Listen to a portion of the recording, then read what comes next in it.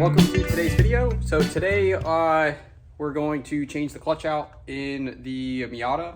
So don't know where I put it, but I've had a stage 1 flying Miata clutch in this, but I'm right at the limit of what it can hold power wise. So I found that at tracks like Polecat, like when I'm doing some pretty fast runs with like 4th gear dropping and stuff, I can actually make the clutch slip in 4th, which, you know, is okay usually since I'm never really driving in 4th, but our first event is at Polecat, so I wanted to make sure that I could not be limited at all by the car. So I'm gonna go ahead and throw that in. I was missing a heavy duty throwout bearing that Flying Miata has habitually had on back order, but that like it came in recently, like it actually was in stock, so I was able to order it and it came in on Friday, so like 2 days ago, or yesterday actually, came in yesterday. So Cody's gonna come over and help me pull the clutch out of this thing, or pull the whole transmission out so we can swap the clutch out. So hopefully that goes well.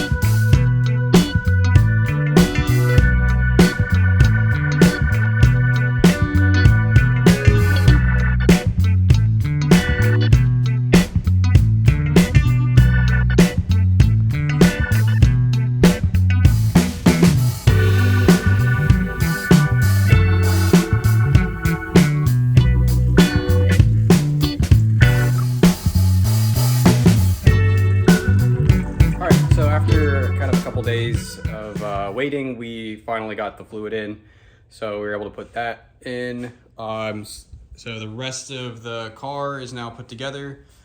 We actually knocked it out pretty quick. I want to say Cody and I were working on it for, I want to say it was 3 hours total from when I started, and then he came, helped me out, pulling the clutch or the transmission out, and then swapping the clutch out and putting it all back together. So thank you, Cody, for the help and the motivation there. I really didn't want to do that. So, but now we're back at it.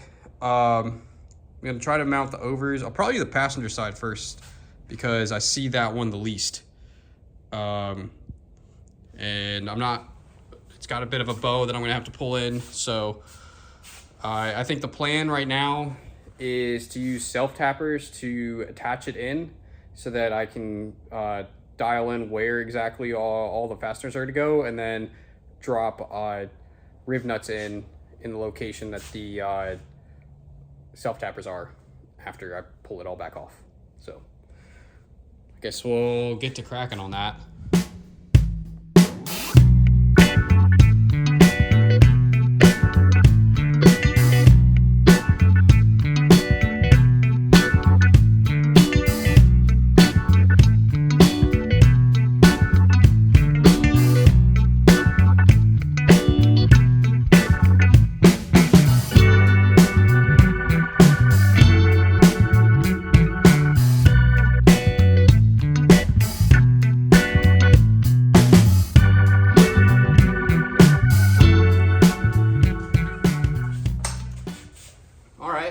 So it's on. I guess I forgot to move the camera while it was doing the time lapse, so you missed this, but honestly looks pretty sick.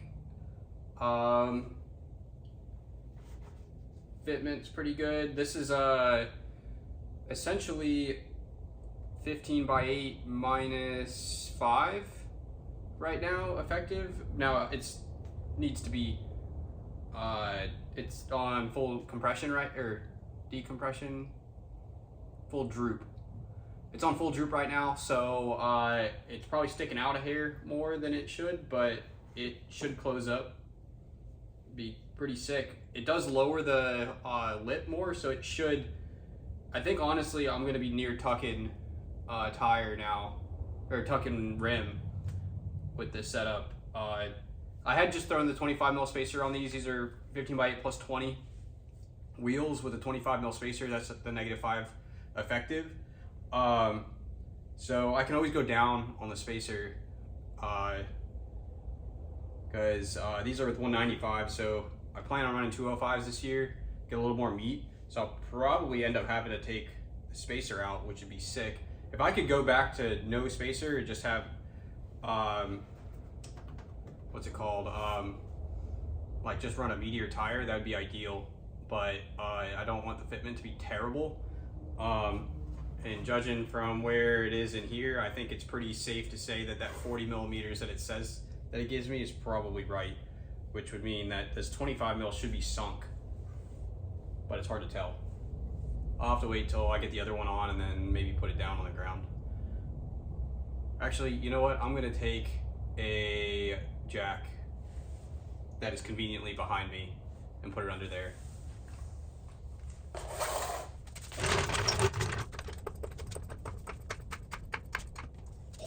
Yo, that's good. Come on, focus. That's good right there. With a 205, so another 5 mil of tire on each side, instead of the 195, that's gonna fit freaking mint. Now mind you, it's gonna have KBD nonsense stuff as well to kind of eat up the fact that this is very much a different style from, you know, it adds this body line and stuff, but man, it's gonna be sick. So got that self tapper down there. I just need to add this self tapper here. I'm glad I did this side first because I learned a little bit. This side is a little low. I'm debating trimming this, but honestly my finish panel is kind of damaged anyway, so I don't know if you'd really notice if I didn't trim it. So should have washed the car first because you really can tell new paint versus old paint. Need to like buff out all these scratches, but looking sick.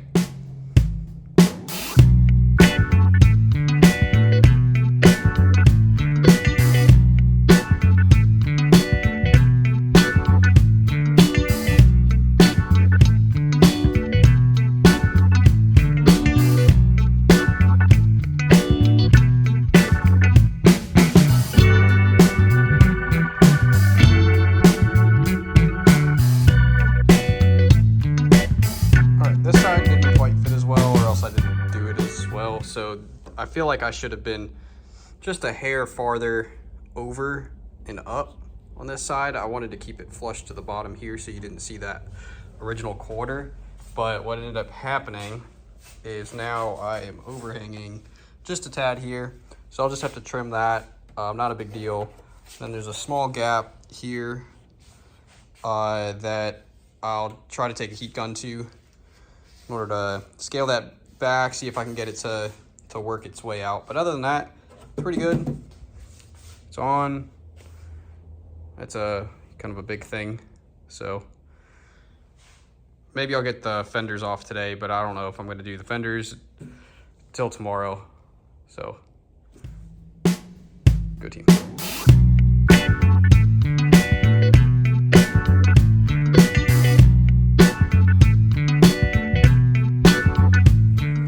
It's always fun to see how much tire dust gets collected inside these fenders every year. They just get caked up. Trying not to dump it all on my floor, but hopefully it can go straight in the trash without making an utter mess. But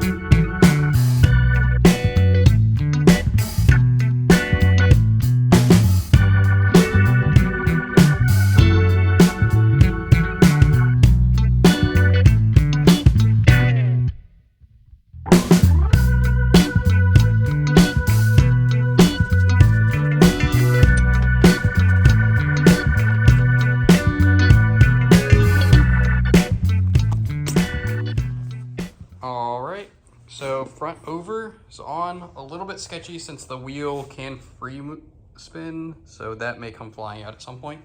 But may need a little more spacer up front now just to kind of clear that. But overall, the fitment on this thing is pretty freaking mint.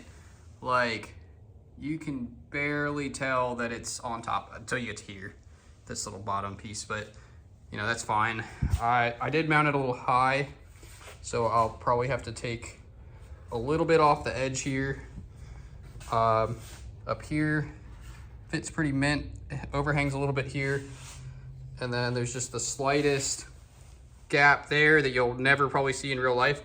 This, once I got this like screw in, this is solid up to here. I'm debating whether or not to put another screw here. I like the idea of leaving the closest area to the overs a little bit loose, so that if I ever do contact wheel to over, like, it has a little bit of play to it, because right now it's, I mean, it's pretty stiff. But I mean, that's looking good. Fitment could use a little bit of work, but otherwise, I mean, first look, looking good.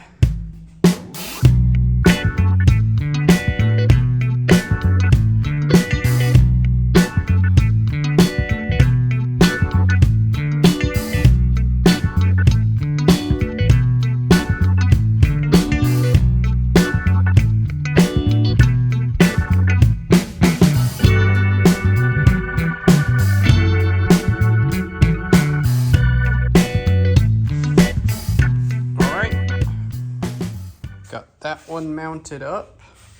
Not the biggest fan of that screw there. I should have put it on the edge, but I put it on the middle on the other side, so I'd rather it be symmetrically bad than not symmetrical at all. In this viewpoint, paint match is looking pretty good. So that's pretty sick. Not that I had any doubts in Cody, but it looks good. Let me take a step back here. Excuse my utter mess of a garage. Hell yeah. That'll look sick. It does look super aggressive for the fact that it has stock body and suspension's all kind of drooping and everything. But once I get the rest of the kit on, I'll be able to drop the whole thing down on the ground and then see what it really looks like. But I still have bumper, side skirts, rear bumper. So there is a lot coming up. So I think even on my rear bumper, I have to fix this damage that's going on here. I bumped the wall at a No Star Bash. It pushed that in. The biggest problem, I use this to keep the KBD bumper up, and that's down. So the KBD bumper will basically ride down here instead of being up here. I think the only fix that I can really come up with is to yop this bar, twist it up, get it back to level, and then weld her back in, which I honestly may skip that until I get a chance to remake this, because it really won't hurt the KBD bumper to be hanging like that, but it bothers the heck out of me. But for now, I'm gonna call it for this video. Thanks everyone for watching. I appreciate any support. Cool, we'll have this thing ready soon, and then we'll be back to doing videos that are just me driving, which to me are a little more interesting. So cool, see you next time.